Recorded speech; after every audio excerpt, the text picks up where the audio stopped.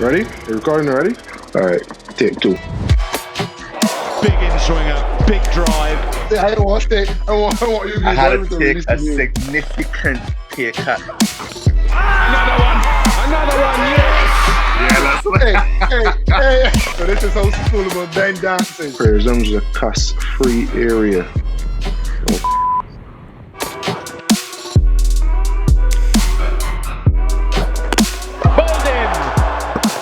Bigger fan of Instagram, mostly for liking, a little slating.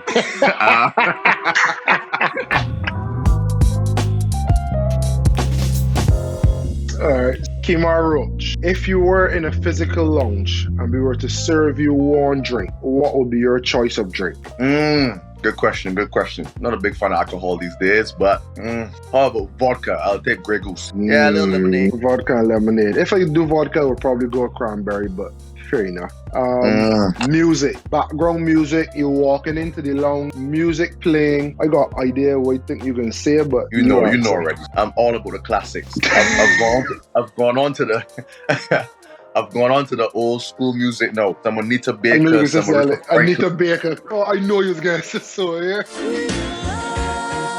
Anita Baker, Aretha Franklin, Teddy Pendergrass, you know? Sing a line. I'm not gonna sing, guys, come on. So just talk me through, firstly, when the tour was announced, because obviously the tour had been announced in the height of the coronavirus pandemic, everybody looking to stay home as best as they could, but then you can tell you need to suit up, boot up, and head into England, which got how much ever hundreds of thousands of cases. What was the kind of thinking when you hear the news? Yeah, it was a tough one. When they first got the first email from the board, they weren't sure about it. It was like they're looking to put the tour on in England, and there'll be some very serious protocols that we need to adhere to and stuff. So it's like, should I go? Should I not go? Then the professionalism kicks in, and it's like, you know what? We have the trophy. We have to defend it. So that's basically what got me to England. And a lot of people wouldn't know, but obviously there's a lot of talk in the media, on social media. You know, West Indians only play for money. So obviously, as a current player myself and as a friend of yours, it pleases me not only to hear that it went deeper than making a living, but you wanted to regain the trophy for the people of the West Indies. And I will let you to say something that a lot of people may not know, that you had to take a... say, I don't want to say, I want you to... I had to take a significant pay cut for this tour. Very significant. Say that again. Shout it louder for the people in the back. I had to take a significant pay cut for this tour. Everyone knows me in the team as I'm a stats guy, statistician, as you could say. Like every game, I always look at stats and obviously try to improve on stats. Obviously, cricket is what you work. Obviously, that's your work. So obviously, you look to get paid for it. For me, it's more leaving a legacy for others to remember me later on in after my career that I have done good things for the West Indies. So this series, obviously, yeah, it wasn't really about the money for me. It's all about coming down here, performing well, trying to regain the trophy for the people in the Caribbean and add some numbers to my stats and keep going forward.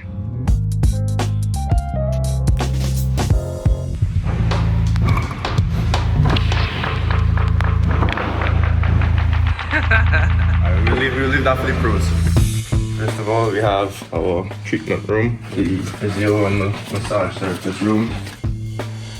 Going on, yeah, a lot of gloves, a lot of sanitization products. You have some sprays, really better after, a lot of wipes, a lot of masks needed to keep each and every one of us safe. We have Preston McSween, left arm very quick. Mr. McSween. Alright, let's get straight into the action of the dressing room. See, this was Kemar Roach's side of the locker room. He just reached 200 test match wickets, a huge achievement for him. Ticks and X's, which ones to use and which ones to not use for social distancing purposes. Into our kind of snack area, our hot chocolate fridge with some fruits, and we have some sandwiches and stuff in it. A nice freezer stacked with some ice and ice cream, something else the trainer doesn't want us to be into. Protein bars, Jaffa cakes. I'd like to show you the neatest person on this team. If you can guess, let us know who the neatest player is before I show you. No shade. Okay, we'll scrap that. Yeah, I don't want to touch anything. Yeah. Shouldn't have his stuff in the shoulder. Typical fast bowler. A lovely view of Emirates Old Trafford. Beautiful venue. Very good to us over the past 2 months. And yeah, pretty much the tour. Everything you have when you finish eat actually, just grip one of these, wipe your table, and keep the place sanitized. So that's just the tour of our little dressing room and our eating area. I hope you enjoyed it.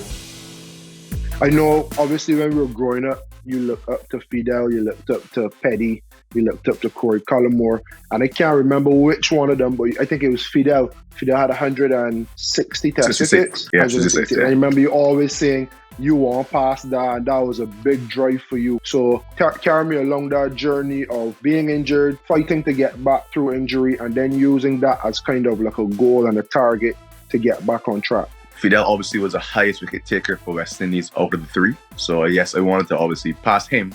So I know once I pass him, I'm going to automatically be in the number 10 for West Indies as well. So that was obviously my goal. I've surpassed that a few months now. We're all from the north of the island in Barbados as well. North boys. You know, a little camaraderie, a little rivalry. Yeah, it's all fun though. It's all fun and all good.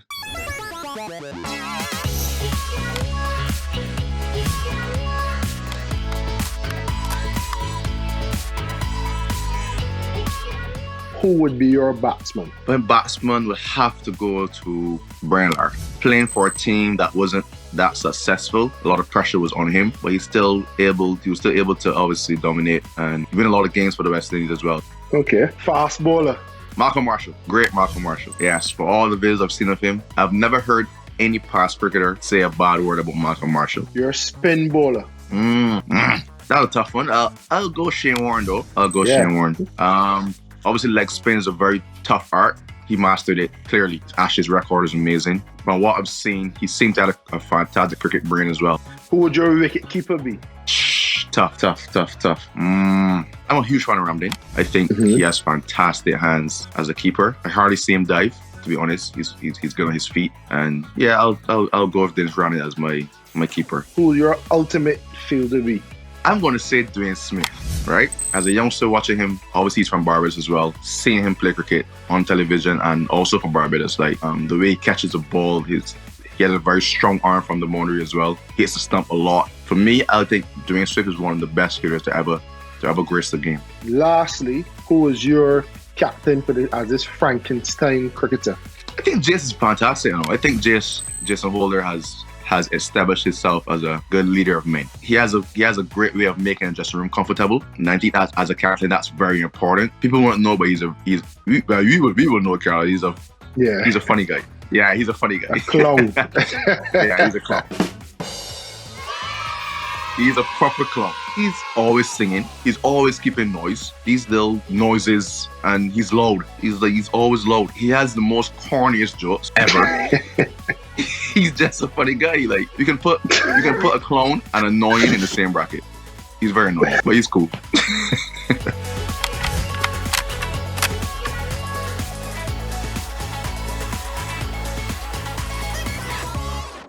When it comes to like injuries and stuff, boy, it was always tough for me.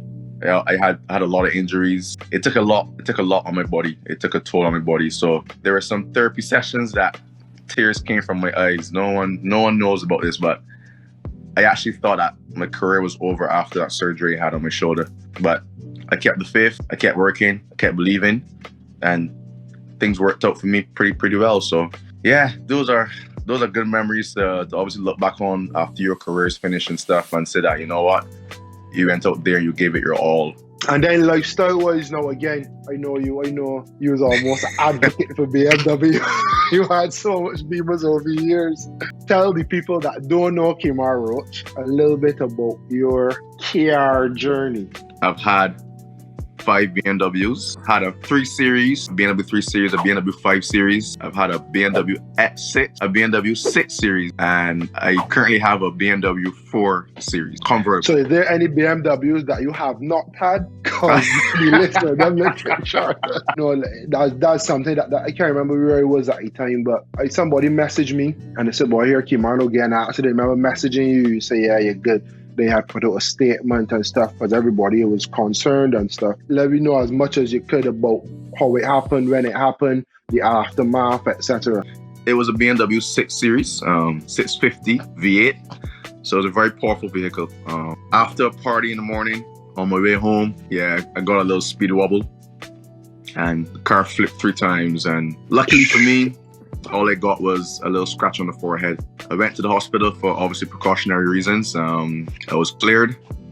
And after the accident, I didn't look at the vehicle. I tend to keep my head in the next direction. Didn't want to see what actually happened. But then seeing the pictures, always seeing the news and stuff. It was a pretty serious accident. I can say that I'm lucky to be here. After that, it's about 2 months, 3 months before I actually drove again. It was pretty tough mentally to get behind the wheel of a car. It's still a bit taxing on the brain, but I'm all good though. I'm all good. I'm all right. So have you ever been driven fast since? Nope. Put me out. I'll catch the bus. I'll get a taxi. Yeah, boy.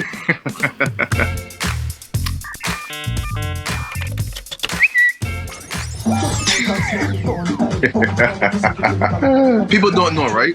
But that is Chris every day. Every single day. Every day. But Chris is just as much fun. hey. He's the happiest guy, no, for sure. Happiest man in the world, easily. Easily. Happiest man in the world. So Kemar, as a man our age, social media is a big part of our life. I want to know how you use your social media, whether it be Instagram, Twitter, Pinterest, whatever. I'm a bigger fan of Instagram, and I used it mostly for liking, a little sliding. You will know what that means. Just advocating your lifestyle a little bit. Just showing people how you live a little bit. Hanging by the pool, driving your car, listening to some nice classics. So the guys in the team have been teasing me about it, of how I drive my car, how I lick my lips, the sort of music I play. Twitter for me, a little inspirational tweets. I do post some inspirational tweets, everyday stuff too, what I'm feeling at the time. It goes both ways, but I'm not a big fan of tweeting. I'll more use Instagram. So we're coming to the end. Last orders. Just a few quick fire questions. Who's your celebrity crush? Celebrity crush. Janae Aiko. Janae Aiko is one of the most beautiful ladies to ever grace this earth. What is your favorite food? Barbecue, spare ribs, or baby back ribs as most people call it, and sweet potato pie. What would a movie about you be called? Unpredictable. or misunderstood.